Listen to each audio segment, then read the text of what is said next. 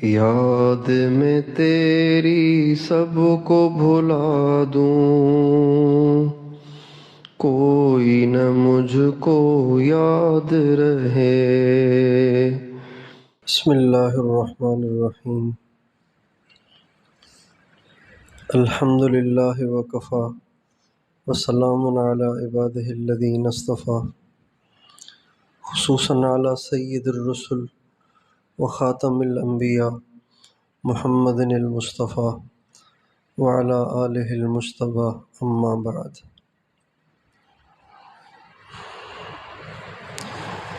جس طرح ایک مسلمان پر نبی کریم صلی اللہ علیہ وسلم کی معرفت ضروری ہے،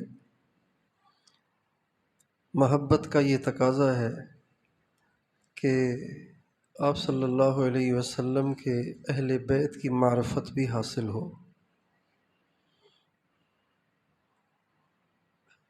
جس سے محبت ہوتی ہے اس کے گلی کوچوں سے واقفیت ہوتی ہے، اس کے علاقے سے، اس کے خاندان سے واقفیت ہوتی ہے، اس کے متعلقات سے واقفیت ہوتی ہے۔ نبی کریم صلی اللہ علیہ وسلم سے محبت کا یہ تقاضا ہے کہ آپ کے اہل خانہ سے بھی واقفیت ہو، آپ کے اہل بیت سے واقفیت ہو، اس لیے کہ محبت، اہل بیت کی محبت فرائض میں سے ایک فریضہ ہے جس کا اللہ تعالیٰ نے قرآن مجید میں حکم دیا ہے، الا المودۃ فی القربیٰ۔ اور محبت تبھی ہوگی جب معرفت ہوگی، معرفت کے بغیر تو محبت نہیں ہوتی۔ تو اسی وجہ سے اہل بیت کا تذکرہ چل رہا ہے 9 دن سے عشاء کی نماز کے بعد۔ اہل بیت میں ازواج مطہرات بھی ہیں، ہمارے نبی کی اولاد بھی ہے، اور اہل بیت سے مراد گھر والے، تو گھر والوں سے مراد جس طرح بیویاں ہیں ایسے ہی اولاد بھی ہے۔ نبی کریم صلی اللہ علیہ وسلم نے جب اہل بیت سے متعلق آیت نازل ہوئی تو آپ نے حضرت علی، حضرت فاطمہ، حضرت حسنین کریمین ان کو بلایا اور اللہ تعالیٰ سے دعا کی، یا اللہ یہ اہل بیت ہیں، جو وعدہ اہل بیت کے ساتھ آپ کا ہے وہ وعدہ ان کے لیے پورا فرمائیے۔ چنانچہ یہ روایت حضرت عائشہ رضی اللہ تعالی عنہا سے بھی مروی ہے، اور حضرت المومنین حضرت ام سلمہ سے بھی مروی ہے۔ تو حضرت علی، حضرت فاطمہ، امام حسن، امام حسین یہ بھی اہل بیت ہیں، اور یہ خصوصی اہل بیت ہیں۔ اللہم ہؤلاء اہل بیتی و خاصتی، اے اللہ یہ میرے اہل بیت ہیں اور یہ میرے خاص لوگ ہیں۔ فاذہب عنہم الرجس وطہرہم تطہیرا، اے اللہ ان سے گندگی کو دور فرما اور ان کو خوب پاک فرما۔ پھر آپ نے ان 4 حضرات کی طرف متوجہ ہو کے فرمایا جو آپ کی چادر میں تھے، حضرت علی، حضرت فاطمہ، حضرت حسن، حضرت حسین۔ آپ نے فرمایا انا سلم لمن سالمتم وحرب لمن حاربتم، جس سے تمہاری صلح ہو میری بھی اس سے صلح ہے، اور جس سے تمہاری جنگ ہو میری بھی اس سے جنگ ہے۔ تو اہل بیت میں حضرت علی کا تذکرہ چل رہا تھا۔ اللہ تعالیٰ نے حضرت علی کو گوناگوں خصوصیات کے ساتھ اور فضائل کے ساتھ اور عظمتوں کے ساتھ نوازا تھا۔ حضرات صحابہ کرام میں رضوان اللہ علیہم اجمعین میں حضرت علی کا مقام عجیب تھا اور ممتاز تھا، یہاں تک کہ حضرات شیخین رضی اللہ تعالی عنہما، یعنی حضرت ابوبکر صدیق جو اس امت میں سب سے افضل ہیں، اور حضرت عمر جو اس امت میں افضلیت میں دوسرے نمبر پر ہیں، باوجود افضلیت کے ان کا بہت احترام کرتے تھے، ان کی عزت کرتے تھے۔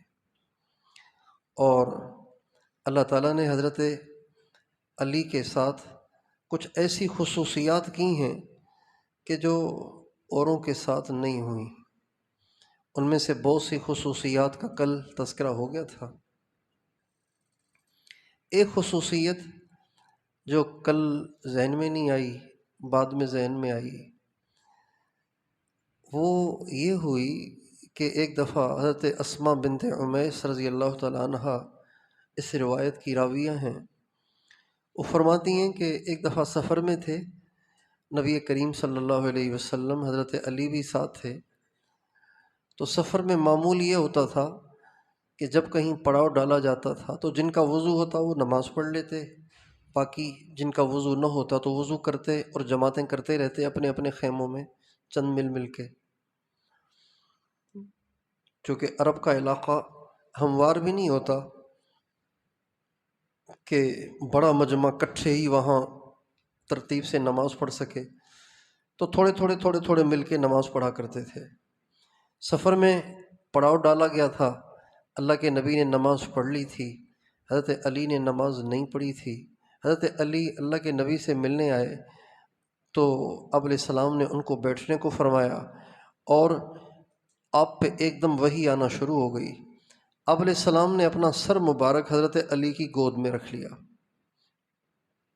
جب آپ علیہ السلام پہ وحی آتی تھی تو آپ کی کیفیت نیم بے ہوشی کی سی ہوتی تھی اور آپ کے پسینے چھوٹ رہے ہوتے تھے، شدید سردی میں آپ کو پسینے نکل رہے ہوتے تھے اور آپ چہرے پہ کپڑا ڈال دیتے تھے۔ تو حضرت علی کی گود میں آپ نے سر رکھ لیا اور وہ وحی کا سلسلہ کچھ طول پکڑ گیا، کچھ لمبا ہو گیا۔ جب وحی اترنا بند ہوئی اور آپ علیہ السلام نے سر اٹھایا تو آپ علیہ السلام نے حضرت علی سے پوچھا، نماز تو تم نے پڑھ لی تھی کہ نہیں؟ کہ رسول اللہ میں نے تو نماز نہیں پڑھی، جبکہ سورج اب ڈوب چکا تھا اور نماز تھی عصر کی، حضور نے پڑھ لی تھی، حضرت علی نے نہیں پڑھی تھی۔ تو حضرت اسماء بنت عمیس رضی اللہ عنہ فرماتی ہیں کہ آپ علیہ السلام نے اللہ سے دعا کی، اے اللہ تجھے معلوم ہے کہ علی تیرے نبی کی خدمت میں لگا ہوا تھا، جس کی وجہ سے سورج ڈوب چکا ہے، اس کی نماز کا وقت نکل گیا ہے، تو اپنی رحمت سے اس سورج کو دوبارہ نکال تاکہ علی اپنے وقت پر عصر کی نماز ادا کرے، اس کے بعد پھر اس کو غروب کر۔ چنانچہ ایسے ہی ہوا، ڈوبا ہوا سورج حضرت علی کی نماز بچانے کے لیے باہر آیا،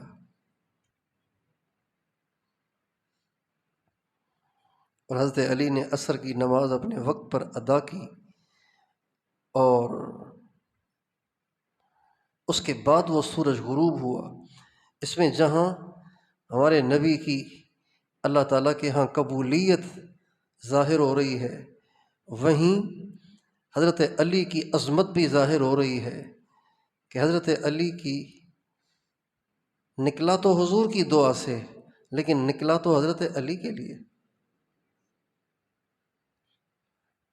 اور وہیں اس قصے میں نماز کی اہمیت اور عظمت بھی اجاگر ہو رہی ہے کہ نماز کو اپنے وقت پہ ادا کرنا اللہ کے نبی کے ہاں اور حضرت علی کے ہاں کتنا اہم تھا، ورنہ آپ یوں کہہ دیتے او ہو چلو کوئی نہیں تو میری خدمت میں تھے اب پڑھ لو قضا کر کے، یہ بھی تو ہو سکتا تھا۔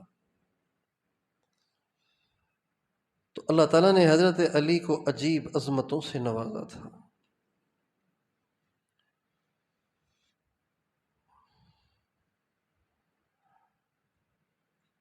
آپ علیہ السلام نے حضرت علی سے فرمایا تھا، علی لا يحبك الا مؤمن ولا يبغضك الا منافق، تجھ سے محبت صرف مومن کرے گا، منافق کو اس کی مجال نہیں کہ وہ تیرے سے محبت کی سعادت حاصل کرے، اور تجھ سے نفرت صرف وہی کرے گا جس کے اندر میں منافقت اور نفاق ہوگا۔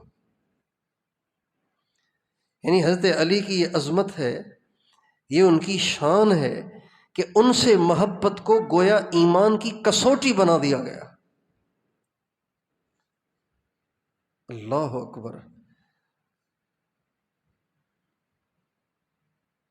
یہ حضرت علی کی عظمت کی انتہا ہوئی کہ ان سے محبت ایمان کی کسوٹی ہے، کہ جو محبت کر رہا ہے یہ تو پکا مومن ہے، اور جو محبت نہیں کر رہا یہ دلیل ہے کہ یہ بیچارہ منافقت میں مبتلا ہے۔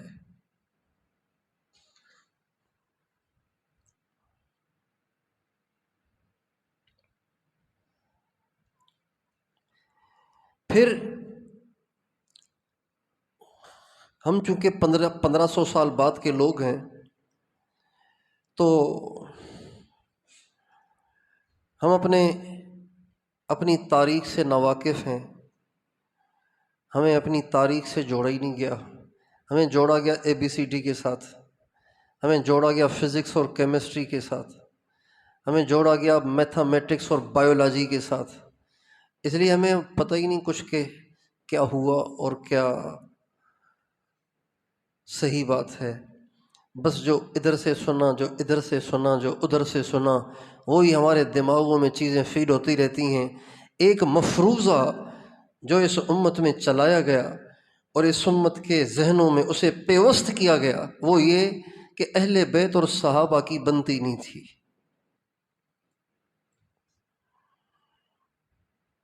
حضرت علی اور حضرت ابوبکر کی نہیں بنتی، حضرت عمر کی حضرت علی کی نہیں بنتی۔ یہ ایک مفروضہ ہے، یہ ایک مفروضہ ہے، یہ ایک مفروضہ ہے جسے اتنا چلایا گیا، اتنا چلایا گیا، اتنا چلایا گیا کہ جس سے اچھے اچھے دماغ بھی متاثر ہو گئے، اس لیے کہ خود تو واقفیت رکھی نہیں، لہٰذا جو سنا اسی سے متاثر ہوئے، جبکہ یہ جھوٹ ہے، یہ بہتان ہے، یہ ان مقدس ہستیوں کی شان کے خلاف ہے کہ ان کے دل ایک دوسرے کے لیے میلے ہوں۔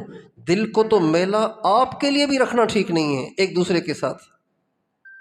تو وہ تو مقدس ہستیاں تھے، وہ تھے کہ جن کی اقتداء پہ نجات کو مشروط کیا گیا اور جن کے پیچھے چلنے پہ جنت کے وعدے کیے گئے۔ اور آپ علیہ السلام نے فرمایا میرے اہل بیت حضرت نوح کی کشتی کی طرح ہیں، جو اس میں چڑھے گا وہ نجات پائے گا، من رکبہا نجا ومن تخلف عنہا غرق، جو اس میں چڑھ جائے گا پار لگ جائے گا، اور جو اس سے رہ جائے گا غرق ہو جائے گا۔ اور صحابہ کی جماعت کے بارے میں آپ نے فرمایا اصحابی کالنجوم بأیہم اقتدیتم اہتدیتم، میرے صحابہ ستاروں کی مانند ہیں، ستاروں سے راستے پکڑے جاتے ہیں، تم میں سے تم نے جس کسی صحابی کے ذریعے سے راستہ پکڑا تو تم ہدایت پہ چل جاؤ گے۔ تو بحری سفر کرنے والے کے لیے جس طرح کشتی ضروری ہے، اسی طرح ستاروں کو فوکس کرنا بھی ضروری ہے۔ اگر آپ کشتی تو بڑی آپ نے مضبوط پکڑی ہے جس میں کہیں کوئی سوراخ نہیں ہے اور ہے بھی بہت بڑی، چاہے کتنی آندھی اور کتنے ہچکولے ہوں وہ اس کو ہلا نہیں سکتے، ڈبو نہیں سکتے، لیکن آپ کو پتہ ہی نہیں کہ جانا کہاں ہے، چونکہ روٹ اور رخ جو طے ہوگا نا، ڈائریکشن تو طے ہوگا، وہ تو ستاروں سے طے ہوگا، چونکہ ویسے تو چاروں طرف پانی ہے، سمت تو ہے نہیں کوئی وہاں، پانی میں تو کوئی سمت نہیں ہوتی نا، سڑکیں تو نہیں بنی ہوئی، خشکی میں تو سڑکیں بنی ہوتی ہیں، بھائی یہ سیدھی سڑک ادھر جا رہی ہے، پہلے دائیں جاؤ پھر بائیں جاؤ۔ پانی میں تو ایسے ہے ہی نہیں، پانی تو پانی ہے، کچھ نظر ہی نہیں آتا، یہ بھی پتہ نہیں چلتا کہ مشرق کہاں ہے مغرب کہاں ہے، شمال کہاں ہے جنوب کہاں ہے۔ تو سمندر کا سفر کرنے والے ستاروں کو فوکس کرتے ہیں اور ستاروں کو دیکھ کے اپنا رخ تجویز کرتے ہیں۔ ہمارے نبی نے کشتی میں چڑھنے کا بھی حکم دیا ہے اور ستاروں کو بھی فوکس کرنے کا حکم دیا ہے۔ اب جو ستاروں کو فوکس کر کے کشتی میں چڑھے گا وہ تو منزل پہ پہنچے گا، اور جو کشتی میں چڑھے گا اور کہے گا ستاروں سے تو میری بنتی نہیں، تو وہ تو پھر پھرتا ہی رہے گا۔ اس لیے یہ مفروضہ اس امت کے دماغوں میں ڈالا گیا تاکہ یہ منزل سے بھٹکے رہیں اور دور رہیں کہ ان کی آپس میں بنتی نہیں تھی۔ یہ مقدس ہستیاں اس سے بہت بالا تر تھیں کہ ایک دوسرے کے لیے دل میں ان کے بغض ہوں، کینے ہوں، میل ہو، یہ ہستیاں اس سے بہت بالا تر تھیں۔ بہت بالا تر تھیں، بہت بالا تر تھیں۔ ہمارے نبی نے حضرت انس سے فرمایا، یا بنی ان قدرت ان تصبح وتمسی ولیس فی قلبک غش لأحد فافعل فإن ذلك من سنتی فمن احب سنتی فقد احبنی ومن احبنی کان معی فی الجنہ۔ میرے بیٹے، اگر تجھ سے یہ ہو سکے کہ تیرا دل سب کے لیے صاف ہو تو یہ ضرور کرنا، اس لیے کہ یہ میری سنت ہے۔ جس نے میری سنت سے محبت کی اس نے مجھ سے محبت کی، اور جس نے مجھ سے محبت کی وہ جنت میں میرے ساتھ ہوگا۔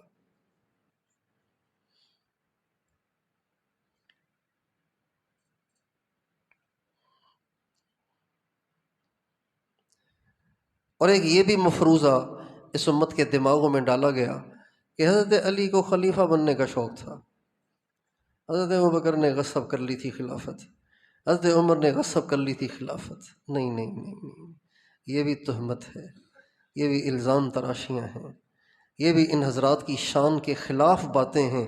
حضرت علی اتنے چھوٹے نہیں تھے کہ وہ کرسی کے شوق میں رہتے ہوں۔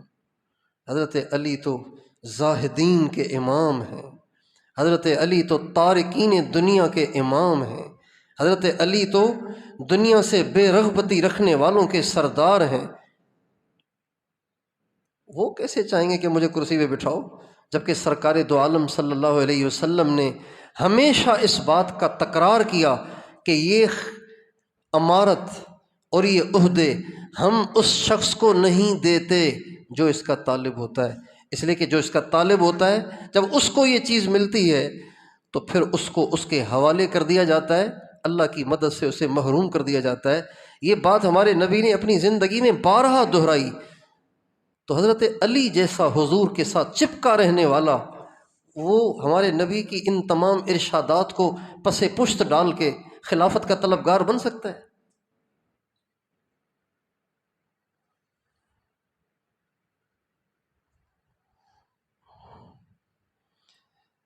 ہمارا یہ عقیدہ ہے، حضرت علی اس طمع سے پاک ہیں، حضرت علی اس دنیاوی شوق سے پاک ہیں،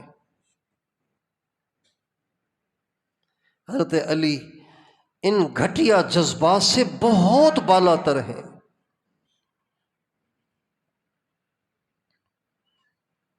بلکہ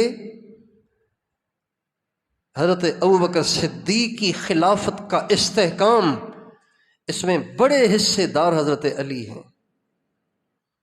حضرت علی کی خلافت، حضرت ابوبکر صدیق کی خلافت شاید ٹوٹ جاتی، بکھر جاتی اگر حضرت علی نہ ہوتے تو۔ حضرت علی تھے جنہوں نے 15 نمازوں کے بعد مسلسل 3 دن پورے دھڑلے کے ساتھ اور پوری قوت کے ساتھ حضرت ابوبکر صدیق کی دستبرداری کی، نکیر کی، بالکل آپ کو ہٹنے نہیں دیں گے۔ یہ حضرت علی کا کارنامہ ہے کہ انہوں نے حضرت ابوبکر صدیق کو دستبردار نہیں ہونے دیا۔ اور آپ کو سن کے حیرت ہوگی کہ جب حضرت ابوبکر صدیق کے ہاتھ پہ بیعت ہوئی تو حضرت ابو سفیان حضرت علی کے پاس آئے اور کہنے لگے، بنو تیم تو خلافت کے اہل نہیں ہیں آپ کے ہوتے ہوئے، آپ تو گھر کے آدمی ہیں، یہ کیا ہو رہا ہے؟ یہ خلافت بنو ہاشم کے گھر سے باہر جا رہی ہے۔ تو حضرت علی نے ان کو ڈانٹا، کیا کہہ رہے ہو تم؟ کیا باتیں کرنے آئے ہو تم؟ وہ مستحق ہیں، یہ کوئی پیسہ نہیں ہے جس میں وراثت چلے، وہ مستحق ہیں اس کے۔ پھر وہ حضرت عباس کے پاس آئے تو حضرت عباس ہنس دیے اور کہنے لگے کہ جس چیز کا علی انکار کرتا ہو تم کیا سمجھتے ہو میں اسے تسلیم کر لوں گا؟ جن کے ہاتھ پہ بیعت چل رہی ہے وہی اس کے حقدار ہیں، یہ حضرت عباس نے بھی کہا، ان سے پہلے حضرت علی نے بھی کہا۔ اگر اس دن، اور ابو سفیان نے یہ بھی کہا، ہاتھ بڑھائیں میں ابھی بیعت کرتا ہوں آپ کے ہاتھ پہ، اور عرب میں عرب کے سارے قبائل بلوا لیتا ہوں، وہ سارے آپ کے ہاتھ پہ بیعت۔ یہ پیشکش حضرت علی کو بھی کی اور یہی پیشکش حضرت عباس کو بھی کی۔ اگر اس دن حضرت علی ہاں ہی کر لیتے، صرف ایک ہاں کر لیتے، تو آدھے سے زیادہ عرب حضرت علی کے زیر نگیں ہو سکتا تھا۔ لیکن حضرت علی اس سے بہت بالا تر تھے۔ حضرت علی بہت بڑے تھے اس سے، کہ وہ اس جیسے شوق رکھتے اور اس جیسی خواہش رکھتے۔ حضرت ابوبکر صدیق کی خلافت کے استحکام میں حضرت علی کا بڑا ہاتھ ہے۔ ایک تو یوں کہ حضرت ابوبکر جب دستبردار ہونے لگے، انہوں نے سختی سے منع کیا 15 دفعہ، 15 نمازوں کے بعد مسلسل 3 دن۔ پھر جب ان کو پیشکش کی گئی اور عرب کے تمام قبائل کو اکٹھے کرنے کی یقین دہانی کرائی گئی، حضرت علی اس پہ ناراض ہوئے، غصے ہوئے اور اس بات کو غصے سے ٹھکرایا۔ تو یہ بھی حضرت ابوبکر صدیق کے استحکام کی طرف ایک پیش قدمی تھی۔ اور جب قبائل مرتد ہوئے اور ہر طرف ایک اسلام کمزور ہونے لگا اور لوگ ٹوٹنے پھوٹنے لگے، زکوٰۃ کا انکار، ارتداد اور روم کی طرف سے دھمکیاں، جب یہ سارے حالات پیدا ہونے لگے تو حضرت ابوبکر صدیق نے تمام صحابہ کو جمع کیا اور ان سے مشورہ کیا، بتاؤ بھائی کیا کرنا چاہیے؟ تو سب کے سب نے مل کر یہ رائے دی کہ ہمیں کہیں نہیں جانا چاہیے، یہیں بیٹھنا چاہیے، مدینے سے باہر نہیں نکلنا چاہیے، اس لیے کہ مدینے میں ازواج مطہرات، مدینے میں اہل بیت، مدینے میں ہماری بیویاں، مدینے میں ہمارے بچے، مدینے کو مضبوط کریں، باقی سارے کام نمٹا لیں گے آہستہ آہستہ۔ سب کی رائے یہ تھی۔ جب سب نے یہ رائے دی تو حضرت ابوبکر صدیق اٹھے، چھلانگ مار کے گھوڑے پہ بیٹھ گئے اور فرمانے لگے ٹھیک ہے تم سارے بیٹھو مدینے میں اور میں جاتا ہوں اکیلا ان قبائل سے لڑنے کے لیے۔ اور پھر فرمانے لگے اَيُنْقَصُ الدِّينُ وَأَنَا حَيٌّ، کیا دین میں کمی آئے اور ابو بکر جیتا رہے اور ابو بکر مزے سے مدینے میں بیٹھا رہے؟ واللہ لو جرت الکلاب بارجل ازواج رسول اللہ صلی اللہ علیہ وسلم ما رددت جیشا وجہہ رسول اللہ، اگر دشمن آئیں اور مدینے پہ حملہ آور ہو جائیں اور ہماری بیویوں کو بچیوں کو شہید کر دیں، ازواج مطہرات کو شہید کر دیں، اور کوئی ان کو دفنانے والا بھی نہ ہو، اور جنگل کے درندے آئیں اور ان کی بے حرمتی کریں، ابو بکر یہ تو برداشت کر لے گا، لیکن یہ برداشت نہیں کر سکتا کہ جس لشکر کی تشکیل خود حضور نے کی ہے اس کو روک دے اور دین کو مٹنے دے۔ یہ ابو بکر برداشت نہیں کر سکتا۔ یہ کہہ کے اکیلے گھوڑے پہ بیٹھ گئے اور ایڑ مار کے جانے لگے۔ جب یہ جانے لگے تو صحابہ میں صرف ایک علی تھے جنہوں نے یہ جرت کی کہ بھاگ کر ان کے گھوڑے کی لگام کو پکڑا اور کہا ابو بکر آج میں تجھ سے وہی کہتا ہوں جو تجھ سے احد کے دن حضور نے کہا تھا، اپنی تلوار کو میان میں ڈال، ہمیں اپنی جدائی کا صدمہ نہ دے، اگر تو چلا گیا تو اسلام میں وہ رخ نہ آئے گا جو کبھی پورا نہ ہوگا۔ ابو بکر یہ بات تجھ سے حضور نے احد میں کہی تھی، یہ بات میں تجھے آج کہتا ہوں کہ آپ ہمیں اپنی جدائی کا صدمہ نہ دیں، اگر آپ کو کچھ ہو گیا تو آپ کے بعد امت کبھی بھی جمع نہیں ہو سکے گی۔ یہ جملہ بتاتا ہے کہ حضرت علی بھی سمجھتے ہیں کہ امت اگر جمع ہوگی تو ابو بکر پہ ہی ہوگی۔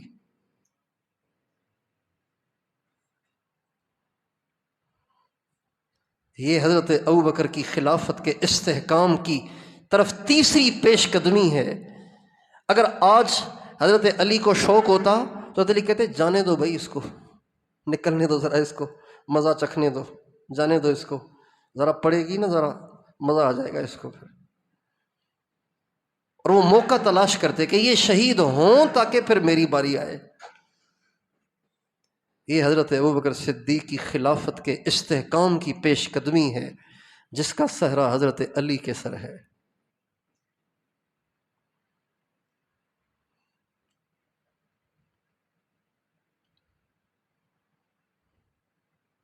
یہ اہل بیت ہیں، یہ وہ ہیں کہ جو دنیا سے دامن بچاتے ہیں لیکن اپنی ساری صلاحیتیں اللہ کے دین کی بلندی کے لیے صرف کرتے ہیں۔ یہ ہمارے جیسے نہیں ہیں کہ جو کہتے ہیں کہ کام تو ہو لیکن ہمارے ذریعے سے ہو۔ ہمارے حاجی صاحب فرماتے ہیں تم مولوی جتنے ہو نا، تم کہتے ہو دین کا کام ہو لیکن کہتے ہو ہمارے ذریعے سے ہو۔ یہ ہمارے حاجی صاحب فرماتے تھے تم جتنے مولوی ہو نا، تم کہتے ہو دین کا کام تو ہو لیکن ہمارے ذریعے سے ہو۔ یہ اہل بیت ہیں جو عزتوں سے اور عہدوں سے اپنے دامن کو بچاتے ہوئے اپنی ساری صلاحیتیں احیاء دین کے لیے اور اقامت دین کے لیے صرف کرنے والے تھے۔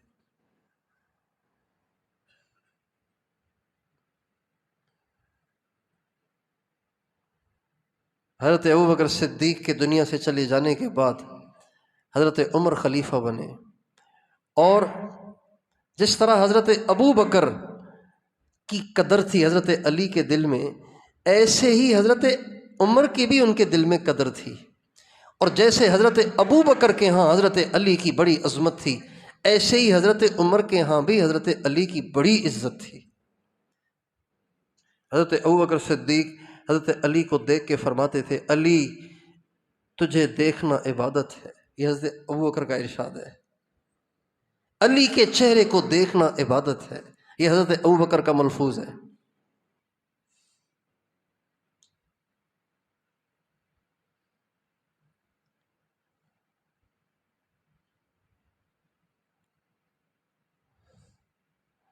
حضرت عمر رضی اللہ تعالی عنہ کے دور خلافت میں بھی کئی دفعہ ایسی صورتیں پیدا ہوئیں کہ اگر حضرت علی چاہتے تو خلیفہ بن سکتے تھے اور کوئی کھانچا نکال سکتے تھے، کوئی صورت بنا سکتے تھے، لیکن حضرت علی نے اپنی پوری صلاحیتیں بروئے کار لاتے ہوئے حضرت عمر کی خلافت کو مستحکم کیا۔ یہ اہل بیت ہی کر سکتے ہیں، اور کوئی نہیں کر سکتا۔ یہ اس درجے کا اخلاص، اس درجے کا خلوص، یہ اہل بیت ہی کا حصہ ہے۔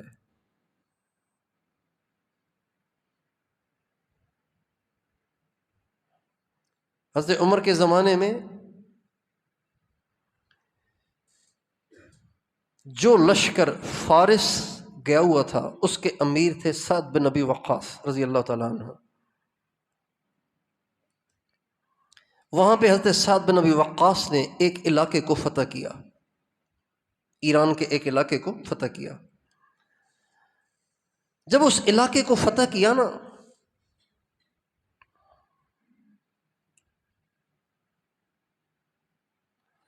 جب اس علاقے کو فتح کیا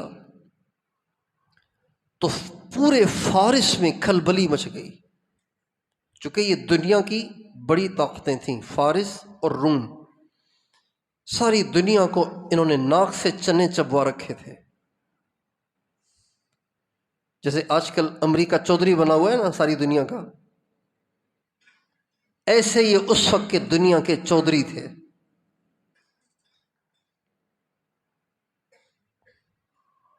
تو ان کا ایک علاقہ الاہواز، یہ جب فتح ہوا، نہاون کے قریب ایک علاقہ جب وہ فتح ہوا تو کھلبلی مچ گئی، چیخ و پکار مچ گئی۔ اہل فارس نے شور مچانا شروع کر دیا، اپنے بادشاہ یزدجرد جو فارس کا بادشاہ تھا اس کی طرف پیغامات بھیجے، جلدی آؤ جلدی آؤ جلدی آؤ ورنہ یہ تیرے ہاتھ سے نکل جائے گا۔ اور یہ شور اتنا مچایا کہ ایران، خراسان اور سندھ تک کے جو گورنر تھے، سندھ تک کے، یہ ہمارا جو سندھ ہے پاکستان، یہاں تک کے جو گورنر خراسان یعنی افغانستان،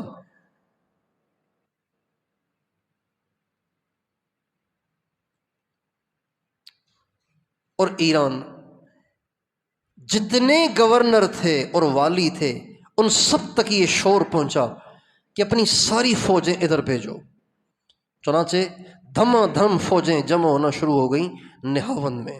سارے والیوں نے اپنی فوجیں ہتھیاروں سے لیس کر کے وہاں جمع کر دیں نہاوند میں۔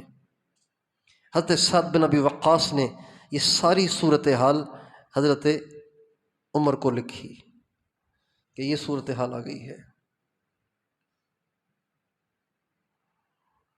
جب یہ صورتحال حضرت عمر کے سامنے آئی تو آپ نے سارے مہاجرین اور انصار کو اکٹھا کیا اور ان سے پوچھا، بولو کیا کرنا چاہیے؟ حضرت عبد الرحمن بن عوف نے کہا، آپ یہاں سے فوج لے کر چلے اور وہ وہاں سے اکٹھے ہو جائیں، آپ ان کو کمان کریں، آپ ان کو اس فوج کو آپ لے کے چلیں اور آپ خود اس میں شرکت کریں، چونکہ یہ بہت بڑا مقابلہ ہے۔ اور ان کی جو فوج جمع ہوئی تھی وہ تقریباً 1.5 لاکھ فوج تھی، 1.5 لاکھ آدمی اکٹھے کیے انہوں نے۔ آپ نے حضرت طلحہ سے پوچھا، ہاں بھائی آپ کیا کہتے ہیں؟ کہا جی آپ امیر ہیں، جو آپ کو سمجھ میں آئے، مجھے تو سمجھ میں نہیں آ رہا کچھ۔ حضرت عثمان سے پوچھا، ان کا جی میرے ذہن میں تو آ رہا ہے کہ آپ یمن والوں سے کہیں کہ وہ فوج لے کے پہنچیں،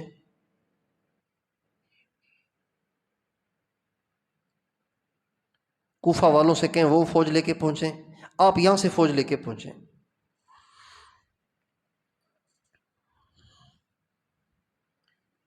یہ ساری فوجیں اکٹھی ہو جائیں۔ تو آخر میں حضرت عمر نے حضرت علی سے پوچھا، علی آپ کیا کہتے ہیں؟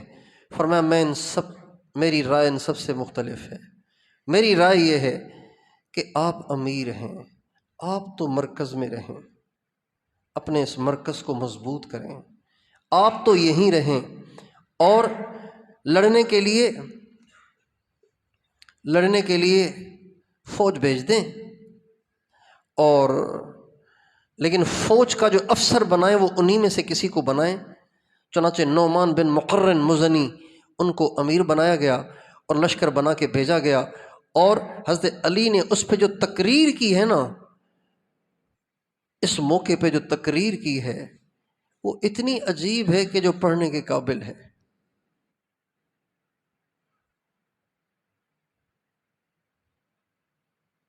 اس تقریر میں حضرت علی نے ایک بات تو یہ فرمائی، دیکھو یہ کسی ذات کا مسئلہ نہیں، یہ اللہ کے دین کا مسئلہ ہے، ایک بات۔ دوسری بات یہ کہ دین کو غلبہ دینا آپ کا کام نہیں، اللہ کا کام ہے۔ تیسری بات یہ کہ اللہ نے اپنے دین کو غالب کرنے کا فیصلہ کر لیا ہے۔ چوتھی بات یہ کہ دین کا غلبہ فوجیوں کی کثرت سے نہیں، اللہ کی نصرت سے ہوتا ہے۔ اگلی بات یہ کہ فتح بھی ہوتی ہے، شکست بھی ہوتی ہے۔ امیر کو یہی ہونا چاہیے، اس لیے کہ امیر کی مثال اس دھاگے کی سی ہے جس نے سارے دانوں کو پرویا ہوا ہوتا ہے۔ اگر امیر کو کچھ ہو گیا نا تو یہ دانے بکھر جائیں گے، پھر ان دانوں کو کوئی جمع نہیں کر سکے گا۔ تو حضرت علی فرمانے لگے، امیر المومنین آپ یہیں رہیں، آپ احکام جاری کریں، آپ جو کہتے جائیں گے وہ ہوتا رہے گا۔ اگر آپ یہاں سے اکھڑ گئے اور آپ کو کچھ ہو گیا تو یہ سارے دانے بکھر جائیں گے، ان دانوں کو جمع کرنے والا پھر کوئی دھاگا نہیں رہے گا۔ اور پھر یہ بھی کہا، امیر المومنین آپ ہمارے کتب ہیں۔ آپ کیا ہیں؟ ہمارے کتب ہیں۔ کتب کہتے ہیں وہ جو چکی ہوتی ہے نا، چکی جس سے آٹا پیستے ہیں، اس میں بیچ میں ایک کلی ہوتی ہے، کلی، اس کلی کے گرد وہ پاٹ گھومتا ہے، اس کو کتب کہتے ہیں۔ تو کہا امیر المومنین آپ کتب ہیں، آپ ایک جگہ جمے رہیں، سب کو اپنے دائیں بائیں گھماتے رہیں اور اللہ کا کام اللہ کے سپرد کریں۔ حضرت عمر کو یہ بات پسند آئی، چنانچہ اللہ تعالیٰ نے، حضرت عمر تو وہیں ٹھہرے، اللہ تعالیٰ نے ان کی مدد کی اور اللہ تعالیٰ نے فارس کو مغلوب کیا اور سارے فارس کو حضرت سعد بن ابی وقاص کے ذریعے سے قادسیہ میں ہمیشہ کے لیے ختم کروا دیا۔ اس موقع پہ اگر حضرت علی چاہتے تو حضرت عمر کی خلافت کے ختم ہونے کا ذریعہ بن سکتے تھے۔ ہاں امیر صاحب آپ ضرور جائیں آپ، اور کسی اپنے چاہنے والے کو آنکھ سے اشارہ کر دیتے، حضرت عمر کو وہ شہید کر دیتے اور خود یہ تخت پہ بیٹھ جاتے۔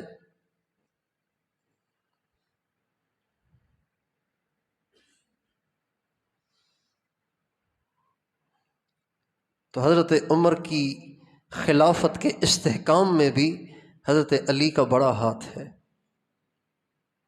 جب بیت المقدس فتح ہونے کا وقت ہوا اور وہاں والوں نے حضرت عمر کو چیک کرنے کے لیے ان کے دیکھنے کا مطالبہ کیا اور حضرت عمر نے مشورہ کیا تو سب نے روکا، ایک حضرت علی نے کہا نہیں، آپ کو جانا چاہیے۔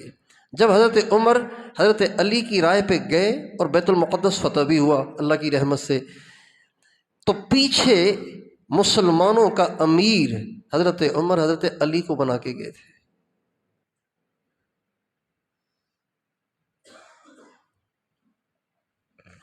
پھر جب یرموک میں مسلمانوں کے خلاف رومیوں کی فوجیں اکٹھی ہوئیں، وہ تو کئی لاکھ تھے، کئی لاکھ تھے، 60,000 عرب عیسائی تھے، 2 لاکھ رومی تھے۔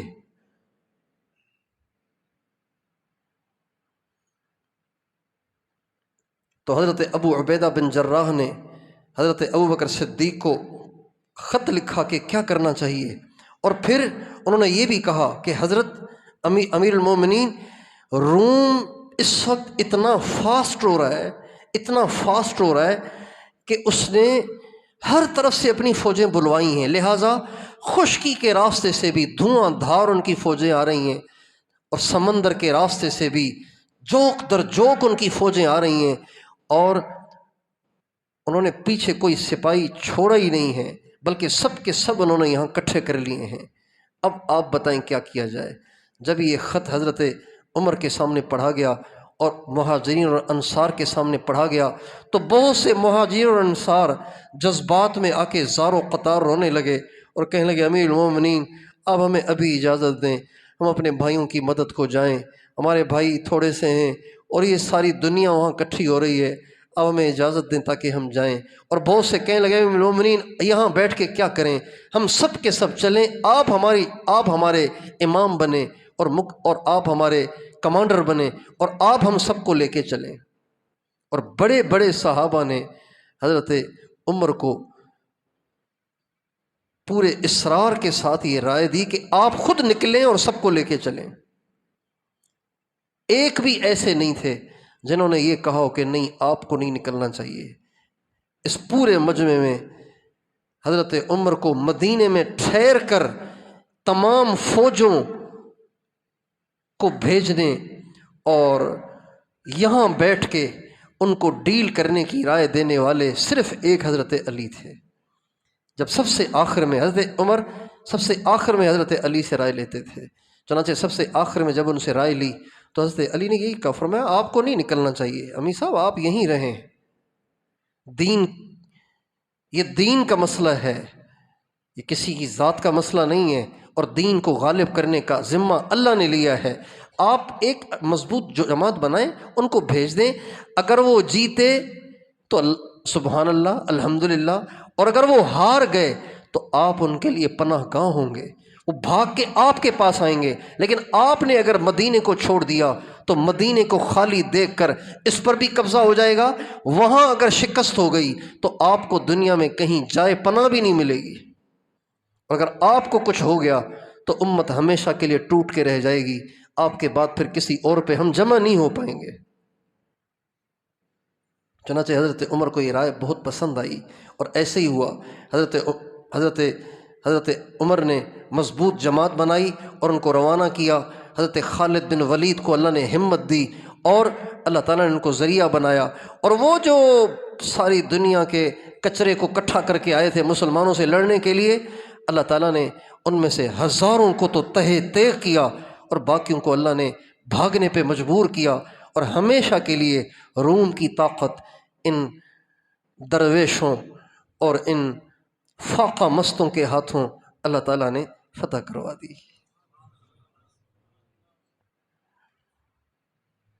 اور یہ سارا ولیوں کے امام صوفیہ کے سردار حضرت علی کی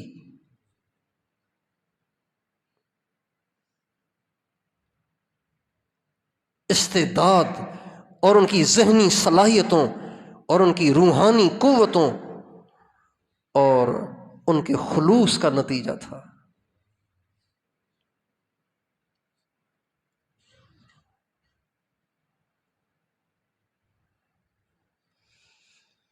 تو ظاہری لحاظ اچھا حضرت عمر کا بھی حضرت علی کے ساتھ عجیب معاملہ تھا۔ حضرت عمر حضرت علی کا بہت احترام کرتے تھے۔ ایک دفعہ ایک شخص نے حضرت علی کے بارے میں کوئی ہلکا لفظ کہہ دیا تو حضرت عمر نے سنا تو فوراً فرمایا کیا کہہ رہے ہو؟ پھر فرمانے لگے حضرت علی کو جانتے ہو؟ کون ہیں وہ؟ علی بن ابی طالب بن عبد المطلب ہیں۔ پھر فرمانے لگے آپ علیہ السلام کی قبر مبارک کی طرف اشارہ کر کے اس شخص کو کہنے لگے ان کو جانتے ہو؟ یہ محمد بن عبداللہ بن عبد المطلب ہیں، محمد بن عبداللہ بن عبد المطلب صلی اللہ علیہ وسلم، اور یہ علی بن ابی طالب بن عبد المطلب دیکھو کتنے قریب ہیں۔ اگر تم نے علی کو ستایا تو تم نے ان کو ستایا، اگر تم نے علی کے بارے میں زبان کھولی تو تم نے ان کے بارے میں زبان کھولی۔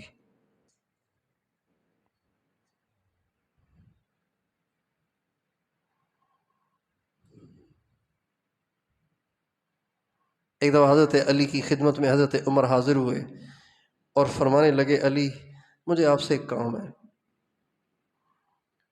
فرمایا کیا؟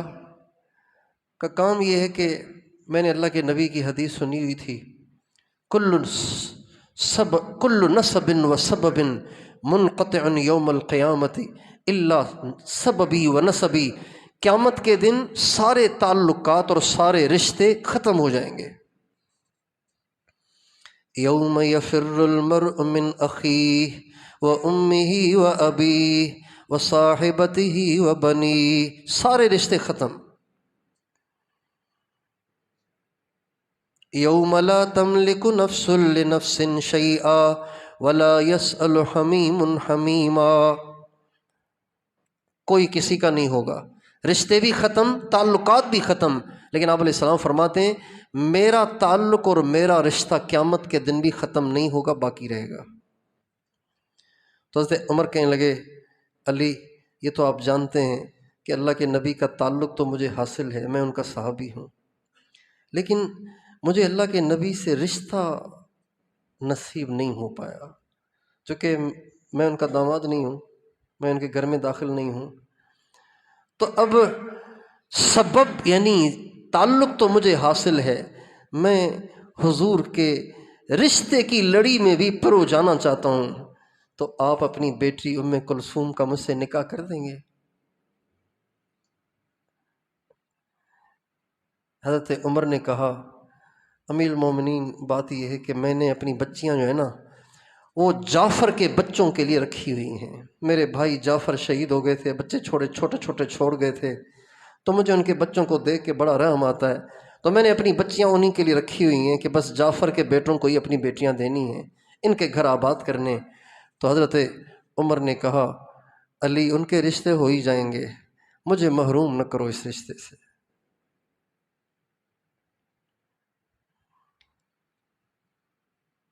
اور پھر حضرت عمر نے پھر کہا کہ علی آپ ان کا رشتہ مجھ سے کر دیں اور مجھے اپنا داماد بنا دیں، مجھے حضور کی رشتہ داری میں شامل کر لیں، اللہ کی قسم ام کلثوم کو مجھ سے زیادہ کوئی خوش نہیں رکھ سکتا،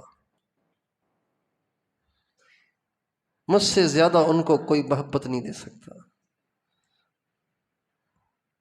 اب چونکہ گھر میں مشورہ ہو چکا تھا کہ بھئی بیٹیاں تو دینی ہیں جعفر کے بچوں کو، یہ گھر کا آپس کا طے شدہ فیصلہ تھا، اور حضرت عمر کا اصرار تھا۔ تو حضرت علی نے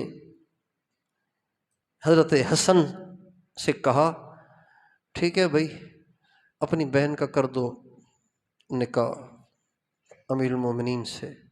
تو حضرت حسن نے کہا ابو وہ تو طے شدہ ہے نا، وہ تو طے شدہ ہے نا، وہ تو گھر کی بات ہے نا۔ جب حضرت حسن نے یہ جملہ کہا نا تو حضرت علی کھڑے ہو گئے غصے سے. میری بات کا انکار کرتے ہو؟ کھڑے ہو گئے اور جانے لگے. جب جانے لگے تو حضرت حسن نے ان کا دامن پکڑ لیا، کہا ابو دنیا میں ہر صدمہ سہ سکتا ہوں، آپ کی ناراضگی برداشت نہیں کر سکتا ہوں، جو آپ کہیں گے وہی کروں گا. چنانچہ حضرت علی نے حکماً ان سے فرمایا کہ اپنی بہن کا نکاح عمر سے کرو.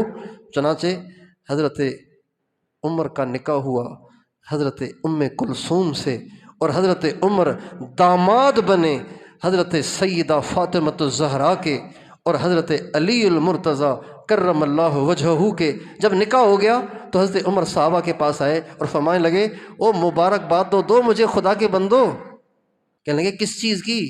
کہنے لگے علی کا داماد ہو گیا ہوں، فاطمہ کا داماد ہو گیا ہوں، حضور کے رشتہ داروں میں شامل ہو گیا ہوں.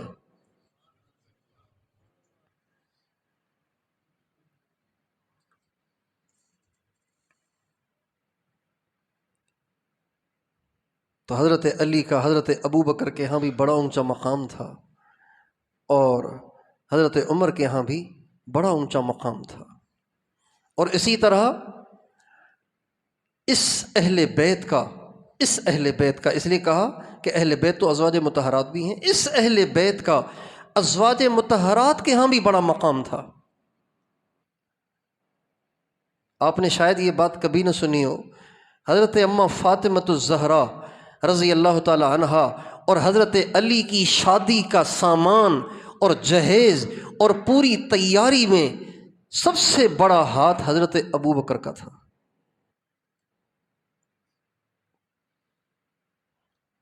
کیونکہ حضور کے جتنے کام ہوتے تھے پیسے حضرت ابو بکر کی جیب سے جاتے تھے. یہ حضور کا کام تھا. ایک حضور کی بیٹی تھی، ایک حضور کے بیٹے تھے. حضرت علی کو حضور نے پالا تھا. ان کا تو کوئی فیکٹری، کوئی کاروبار، کوئی زمین، کوئی باغ تو نہیں تھا ان کا. باقی سارے مہاجرین کو انصار سے سپورٹ ملی، چونکہ جوڑیاں بن گئی تھیں نا تو سپورٹ مل گئی تھی. حضرت علی کی تو جوڑی بھی حضوری کے ساتھ بنی تھی، تو ان کو تو انصار میں سے بھی کسی کی سپورٹ نہیں ملی، لہٰذا ان کو براہ راست حضور نے سپورٹ کیا تھا. اور حضور جب سپورٹ کرتے تھے تو حکم حضور کا ہوتا تھا، مال ابو بکر صدیق کا ہوتا تھا.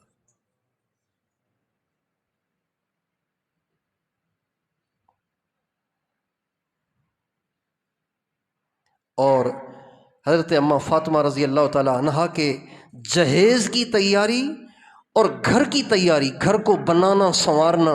بھائی جس گھر میں شادی ہوتی ہے اس کو سنوارا جاتا ہے نا. یہ کام پتہ ہے کس نے سر انجام دیا؟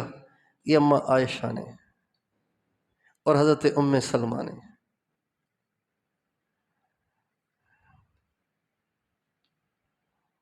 اماں فاطمہ کا جہیز تیار ہو رہا ہے، ان کا گھر سجایا جا رہا ہے، اور سجانے والی بی بی عائشہ ہیں اور بی بی ام سلمہ ہیں رضی اللہ تعالی عنہما. اللہ تعالی ہمیں اہل بیت سے محبت عطا فرمائے اور اہل بیت کی معرفت عطا فرمائے، اہل بیت کے تذکروں کو زندہ کرنے کی توفیق عطا فرمائے. یا اہل بیت رسول اللہ حبکم فرض من اللہ فی القرآن انزلہ. امام شافعی فرماتے ہیں اے رسول اللہ کے اہل بیت، تمہاری محبت وہ فریضہ ہے جو اللہ نے قرآن میں نازل کیا ہے. قل لا اسألکم علیہ اجرا الا المودۃ فی القربى. اے نبی آپ ان سے کہیں کہ میں اپنی اس تبلیغ کا اور ان قربانیوں کا تم سے کوئی صلہ نہیں مانگتا ہوں، بس یہ کہتا ہوں تم میرے اہل بیت سے محبت کرو، اتنا تو کرو، میرے گھر والوں سے، میرے اہل بیت سے محبت کرو. حضرت عبداللہ بن عباس کہتے ہیں میں نے پوچھا یا رسول اللہ یہ جن سے محبت کرنے کا حکم ہو رہا ہے قرآن میں، اس سے مراد کون ہے؟ تو آپ نے فرمایا اس سے مراد علی ہے، فاطمہ ہے، حسن ہے اور حسین ہے.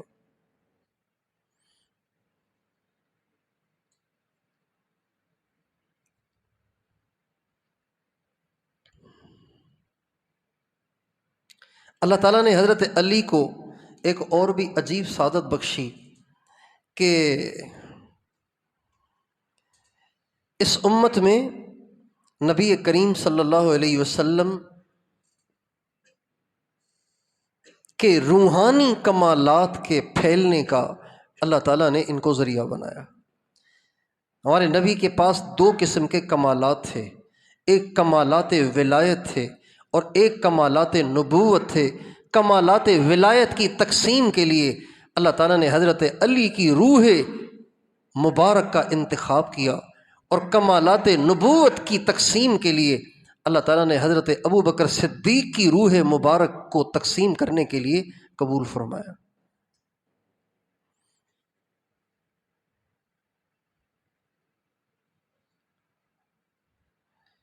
اور ہمارے ہاں جو روحانی نسبت حاصل کرنے کے لیے جو سلسلے چل رہے ہیں، ان میں 3 سلسلے حضرت علی پر جا کر منتہی ہوتے ہیں، ختم ہوتے ہیں، اور ایک سلسلہ جا کے حضرت ابو بکر صدیق پہ ختم ہوتا ہے۔ اور ہمارے ہاں تو 4 ہیں، باقی دنیا میں اور بھی بہت ہیں، لیکن سب کے سب سلسلے حضرت علی پہ جا کے منتہی ہوتے ہیں، اور دنیا میں صرف ایک سلسلہ ہے جو جا کے حضرت ابو بکر صدیق پہ منتہی ہوتا ہے۔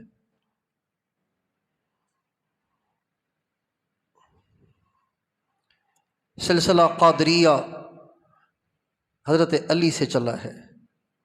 سلسلہ قادریہ میں جو ایک روحانی نسبت ہے، یہ حضرت علی کے سینے سے چلی ہے، اور چلتے چلتے چلتے چلتے چلتے چلتے قادری مشائخ تک آئی ہے۔ سلسلہ سہروردیہ میں جو روحانی نسبت ہے، وہ حضرت علی سے چلتے چلتے چلتے چلتے چلتے سہروردی مشائخ تک آئی ہے، اور سلسلہ چشتیہ میں جو روحانی نسبت ہے، یہ حضرت علی کے سینے سے منتقل ہو کر چلتے چلتے چلتے چلتے مشائخ چشتیہ تک آئی ہے، اور سلسلہ شاذلیہ جو مصر میں ہے، تیونس میں ہے، مغرب میں ہے، افریقہ میں ہے، اور سوڈان میں ہے، ان افریقی ممالک میں ہے، ان میں جو روحانی نسبت چل رہی ہے وہ حضرت علی کے سینے سے منتقل ہو کر ان کے خلفاء سے ہوتے ہوتے مشائخ شاذلیہ تک آئی۔ ایسے ہی سلسلہ رفاعیہ، ان کے ہاں جو روحانی نسبت چل رہی ہے وہ بھی حضرت علی سے کے سینے سے منتقل ہو کر چلتے چلتے چلتے چلتے ان کے مشائخ تک آئی ہے۔ سلسلہ تیجانیہ، سلسلہ حدادیہ، سلسلہ باعلویہ، اور پتہ نہیں کتنے سلسلے ہیں، کلندریہ اور مداریہ اور کبرویہ، یہ جتنے سلسلے ہیں، ان تمام سلسلوں میں جو روحانی نسبت ایک شیخ کے سینے سے اس کے کسی خلیفہ مجاز کے سینے میں ٹرانسفر ہوتی ہے، یہ اصل میں حضرت علی کے سینے سے آئی ہے، اور کاپی ہوتے ہوتے ہوتے ہوتے ہوتے پیسٹ ہوتے ہوتے ہوتے اور واٹس اپ ہوتے ہوتے ہوتے منتقل ہوتے ہوتے وہ مشائخ تک پہنچ رہی ہے۔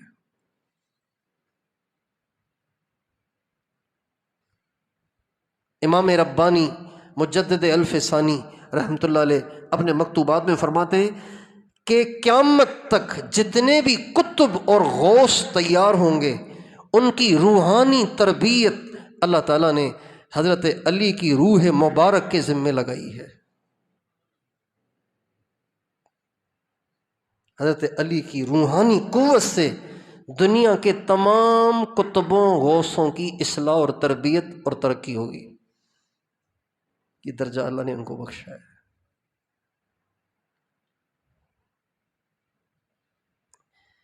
اور امام الہند حضرت شاہ ولی اللہ رحمۃ اللہ علیہ فرماتے ہیں کہ اس امت کے سب سے پہلے صاحب جذب، مجذوب، صاحب جذب، سب سے پہلے صاحب جذب وہ حضرت علی ہیں۔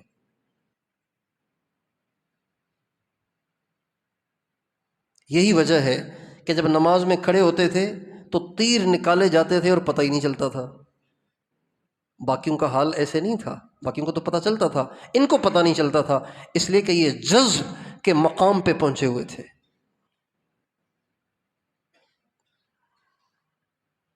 اور فرماتے تھے لو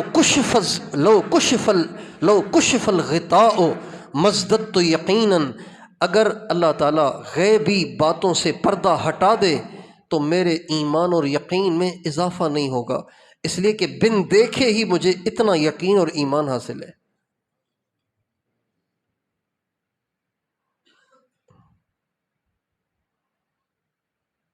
اور آپ علیہ السلام کا ارشاد ہے، لو ان السماوات السبع والارضین السبع وضعت فی کفۃ وایمان علی فی کفۃ لرجح ایمان علی، ساتوں آسمان ساتوں زمینیں ترازو کے ایک پلڑے میں ڈال دیے جائیں، علی کا ایمان دوسرے پلڑے میں رکھا جائے، علی کا ایمان سب سے بھاری ہے، ساتوں آسمان سے بھی بھاری ہے، ساتوں زمینوں سے بھی بھاری ہے۔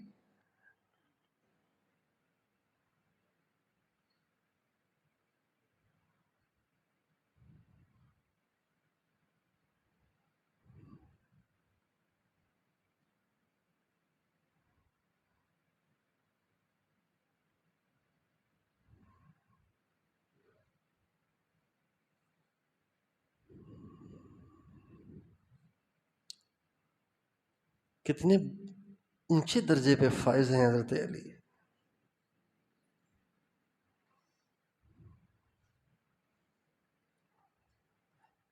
البتہ سلسلہ عالیہ نقشبندیہ مجددیہ میں جو روحانی نسبت چل رہی ہے، یہ حضرت ابو بکر صدیق کے سینے سے چلی ہے۔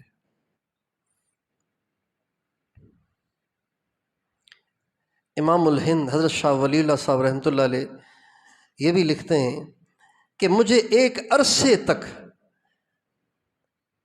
اندر ہی اندر میں کھٹکا تھا کہ آخر اس کی کیا وجہ ہے کہ شیخین یعنی حضرت ابو بکر اور حضرت عمر حضرت علی سے افضل ہیں، آخر اس کی کیا وجہ ہے؟ اس لیے کہ روحانی لائنیں تو حضرت علی کے دم سے آباد ہیں۔ تو فرماتے ہیں کہ مجھے نبی کریم صلی اللہ علیہ وسلم کی زیارت ہوئی اور آپ علیہ السلام نے فرمایا کہ حضرت ابو بکر اور حضرت عمر حضرت علی سے اس لیے افضل نہیں ہیں کہ وہ کوئی انوار ولایت اور روحانیت میں ان سے بڑھے ہوئے ہیں، بلکہ حضرت علی سے ان کا مقام اس لیے اونچا ہے کہ وہ نبوت کے کام میں میرے زیادہ معاون بنے، اس لیے کہ ان دونوں کی عمریں بڑی تھی، وہ تو مجھ سے تھوڑے سے ہی چھوٹے تھے، اور حضرت علی اس بچے تھے، 10 سال کے تھے۔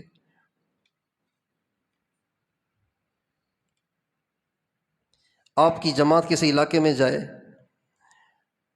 اور وہاں کا کوئی معزز آدمی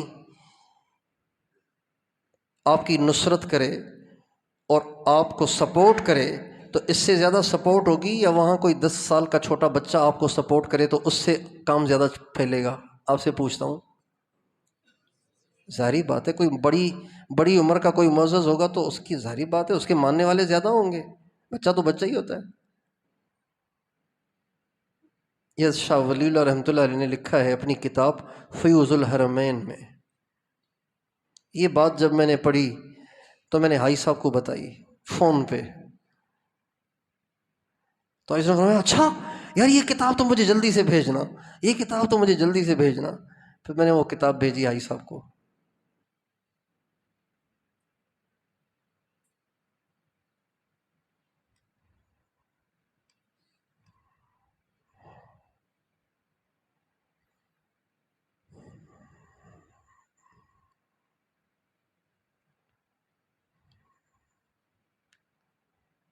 اللہ تعالی ہمیں اہل بیت کی محبت دے۔ الہی بحق بنی فاطمہ کہ برقول ایمان کنی خاتمہ، اے اللہ تجھے اولاد فاطمہ کا واسطہ میرا خاتمہ ایمان پہ کیجیے۔ وآخر دعوانا ان الحمد للہ رب العالمین۔